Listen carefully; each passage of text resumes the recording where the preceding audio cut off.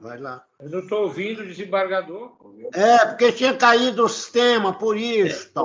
Estou retornando. Então, o julgamento da segunda Câmara... Momento aí, desembargador. Está tendo aqui um problema que... Está caindo o sistema. Não estou ouvindo, não. Ok. Pode continuar, desembargador James. Então, que acabei de ler, jurisprudência... Onde é que eu estou aqui, cara? Sim. Do desembargador José Ribamar de Oliveira. Quanto às nulidades suscitadas, cumpre esclarecer que, embora a parte tenha se referido à questão número 14, no item A dos pedidos, verifica-se que a mesma sequer foi mencionada nas razões recursais e, muito menos, teve sua suposta ilegalidade fundamentada. Assim, nesse ponto, o apelo não atendeu ao previsto no inciso 3 do artigo 1010 do Código de Processo Civil, razão pela qual operou-se a preclusão, uma vez que não impugnada, a matéria não poderá ser devolvida ao tribunal na forma do artigo 1013, caput do CPC. Em relação à questão 11, língua portuguesa, os apelantes alegam que a questão se refere apenas à ortografia e, por isso, haveria duplicidade de respostas corretas. De fato, a questão exigiu expressamente do candidato a escolha da alternativa cujo termo destacado estivesse grafado corretamente, conforme as normas ortográficas vigentes. Para tanto, a incorreção do termo deve guarnecer o seu sentido no contexto frasal, dada as nuances da própria língua portuguesa, de modo que não se visualiza ilegalidade a justificar a anulação da questão. Na questão 21, alega-se que a banca examinadora empregou mal a palavra altura. Ocorre que a má formulação de questão não autoriza o controle jurisdicional, devendo o candidato servir-se dos meios recursais previstos no edital para impugná-la. Além disso, a própria parte apelante demonstrou em sua fundamentação que a substituição da palavra altura por comprimento, pareceu tão óbvia que não seria capaz de causar efetivo prejuízo ao candidato. Em atento, perceberia facilmente do que tratava a questão. Portanto, sem razão, a parte apelante. Em relação ao número, questão 22, os recorrentes alegam que a questão deve ser anulada, posto que contempla assunto não previsto no edital. Referida questão faz citação de autor, o que ocorre frequentemente em provas de concurso, e aborda o tema da globalização, conforme item 3 do anexo 3 do edital 001/2017. Assim, a questão não exige que o candidato tenha tido o livro do autor citado, tanto que a questão fez a citação que interessava a resposta, de modo que não há razão jurídica para a anulação da questão. Por fim, a questão 37, na qual o conhecimento exigido está expressamente previsto no item 4 do anexo 3 do edital 1/2017. Assim, o inconformismo dos apelantes quanto à formulação da questão foge ao controle jurisdicional pretendido. Cabe aqui destacar o posicionamento jurisprudencial desta Câmara em julgamento de questões semelhantes. Civil, processo civil, concurso, reexame necessário, anulação de questão, competência, judiciário, legalidade, vinculação ao edital, perda do objeto, inocorrência. E aquilo da segunda Câmara de Direito Público, desembargador José Ibama Oliveira. Do exposto, conheço e nego provimento ao recurso, em simetria parcial com o parecer do Ministério Público. É o voto, senhor presidente. Também acompanho. Doutor Paulo Roberto. Senhor presidente, acompanho o voto do eminente relator. E a Câmara, unanimidade, conheceu do recurso, mas o desproveu nos termos do voto do relator. Vamos ao próximo, Godofredo. Desembargador presidente, Godofredo. Ou não? Sim. Bom dia. Hilton aqui, advogado. Só uma questão de ordem, por favor. Eu queria saber só se um processo que está pautado realmente vai ser julgado na sessão de hoje, que seria um pedido de vista do desembargador James. Qual é o processo? Eu já ia tocar nesse assunto, desembargador. São os processos aqui que é para ser adiado. Vamos logo apregoar, Godofredo, e adiar logo esses processos, tá? Todos eles? Que o Dourado Pronto, muito obrigado, senhor. está compondo. Ok.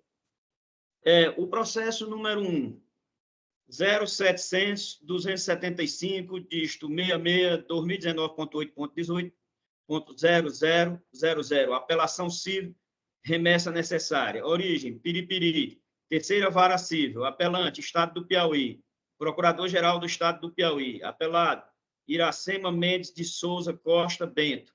Advogado, Francisco Andrade de Melo e outra. Relator, desembargador José James Gomes Pereira. Adiado para a próxima sessão com ampliação de quórum. Em razão da ausência do desembargador Dourado, que é vinculado ao julgamento. Processo número 2, 0000072, dígito 48, 2011.8.18.0026, apelação civil. Origem, Campo Maior, segunda Vara Civil. Apelante, João Cristóvão de Oliveira Neto. Advogado, Arthur da Silva Barros. Apelado, Estado do Piauí. Procurador-Geral do Estado do Piauí. Relator, desembargador José James Gomes Pereira. Mesma situação, ampliação de quórum e vinculação ao julgamento do desembargador Dourado. Fica adiado para a próxima sessão. E o processo número 6, 0000919, dígito 28, 2013.8.18.0140, apelação civil. Origem, Teresina, primeira vara dos feitos da Fazenda Pública. Apelante, Everaldo Rodrigues Freire. Advogado, Hilton Ulisses Fialho Rocha Júnior. Apelado, Estado do Piauí. Procurador-Geral do Estado do Piauí. Relator, desembargador José Wilson. E o processo está com pedido de vista do desembargador James, mas no início do julgamento, o desembargador Dourado acompanhou o voto do relator, então, ficando vinculado. Então, fica adiado para a próxima sessão. E agora, desembargador... Todos esses processos... Cara, só um momentinho, Godofredo. Todos os processos estão automaticamente adiados para a sessão do dia 7 de dezembro, ficando, desde já, intimadas as partes e seus respectivos advogados. Ok? Vamos lá, okay. Próximo. Processo número 3, 0013-381, dígito 10, 2017.8.18.0000, apelação civil, juízo de retratação. Origem, Teresina, oitava Vara Civil. Apelantes, Wilne Maria da Costa Melo Sá Filha e Paulo Afonso Portela Dantas. Advogado, Max Mauro Sampaio Portela Veloso e outros. Apelados, Maria Dalva Souza de Resende, Sindicato dos Auditores Fiscais da Fazenda do Estado do Piauí e outro. Advogado, Carlos Adriano Crisanto Leles. Relator, desembargador José James Gomes Pereira. Nesse processo aqui tem o pedido do advogado dos apelados, doutor Carlos Adriano Leles. O sistema. É um caso de juiz de retratação. Doutor Carlos, o senhor está pugnando pela manutenção do acórdão, né? Não, no caso, Excelência, eu estou solicitando que haja um juízo de retratação para que o acórdão da apelação civil se adeque à temática do STF 940. Nesse caso, seria pela improcedência da sentença, certo? Tá certo, então. Pode sustentar no prazo regimental de 15 minutos. Ok, Excelência. Primeiramente, muito bom dia aos excelentíssimos senhores desembargadores, componentes da segunda Câmara de Direito Público, ao componente, no caso, eu representante do Ministério Público, aos demais advogados, aos serventuários, muito bom dia. Excelências, o recurso que foi interposto aqui pelos autores da ação, inicialmente ele foi julgado, apreciado pela segunda Câmara Especializada Cível, certo? Esse recurso de apelação, ele foi provido, né, reformando a sentença de primeiro grau, que havia julgado improcedente uma ação de indenização por danos morais, que foi movida pelos autores contra, né, os apelados, em razão da instauração de um processo administrativo disciplinar que havia sido julgado, né, improcedente em favor, no caso, dos apelantes.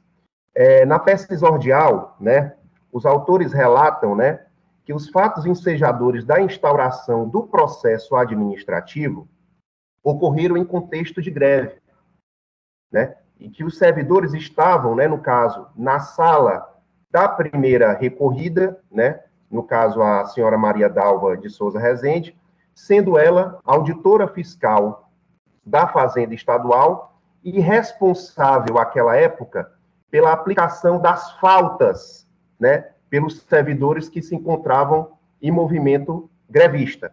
Então, percebe-se que toda a atividade norteadora dos fatos ensejadores, dos danos morais que os recorrentes estão aqui pleiteando, né, tratam-se de fatos onde a parte apelada se encontrava no munus, né, na função pública.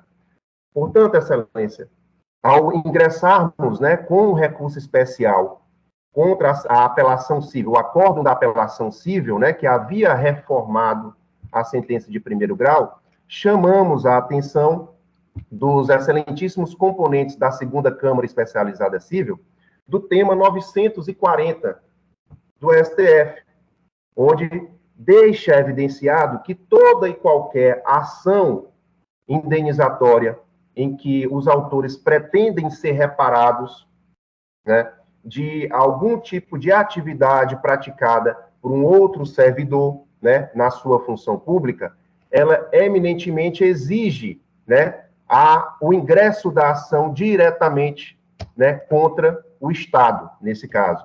Então, chamamos a atenção da necessidade da segunda Câmara Especializada Cível se adequar, se alinhar à temática do 940, do tema 940 do STF, e assim foi muito bem percebido pelo vice-presidente à época.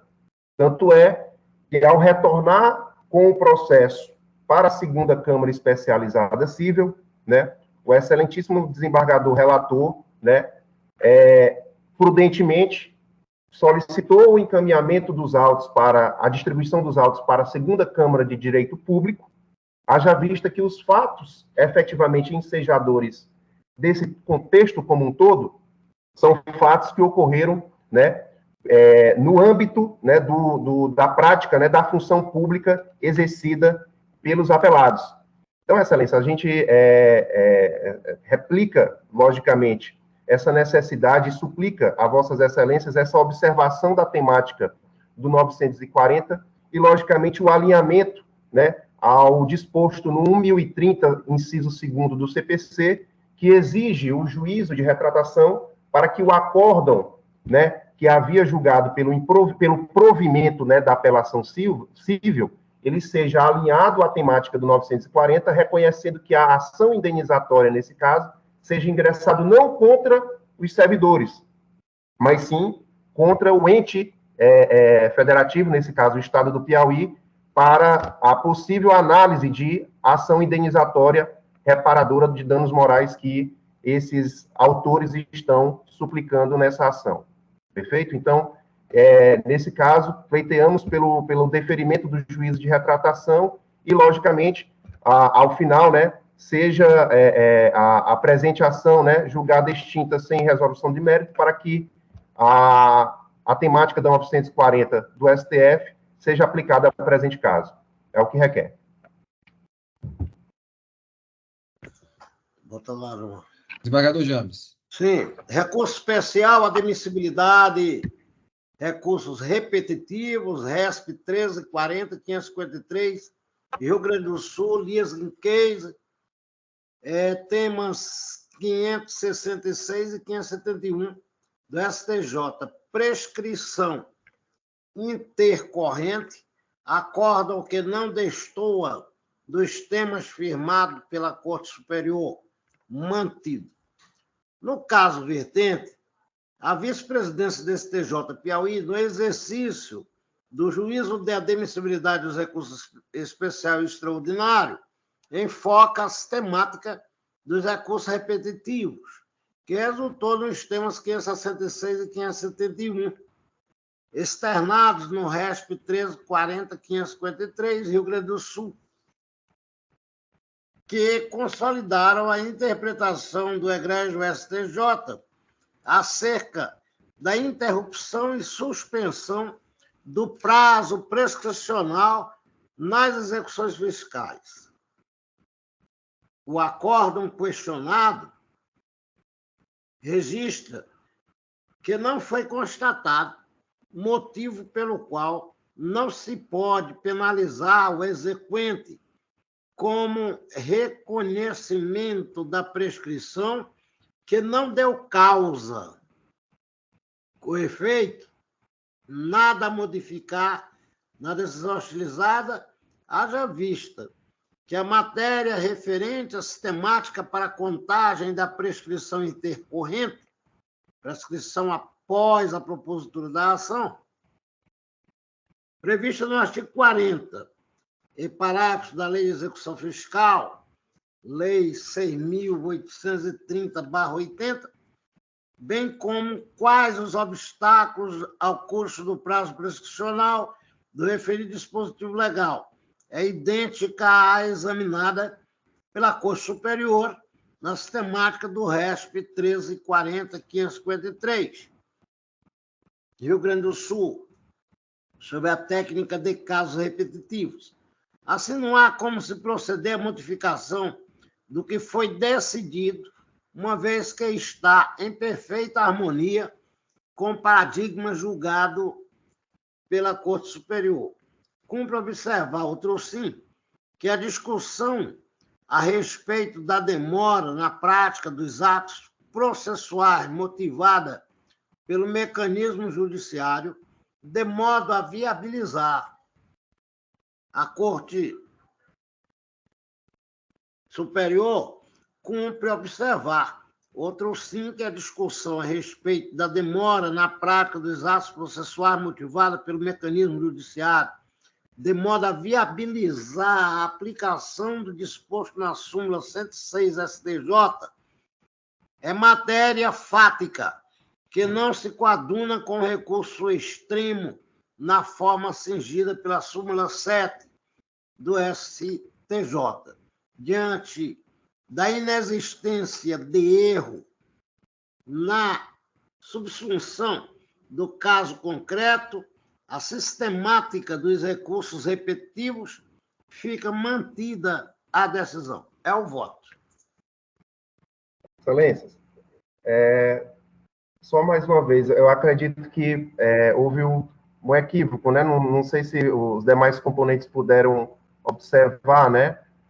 A temática do voto elaborado pelo excelentíssimo desembargador relator, ela trata-se, né, de prescrição em execução fiscal, né? E o nosso objeto, né, é uma ação indenizatória, certo?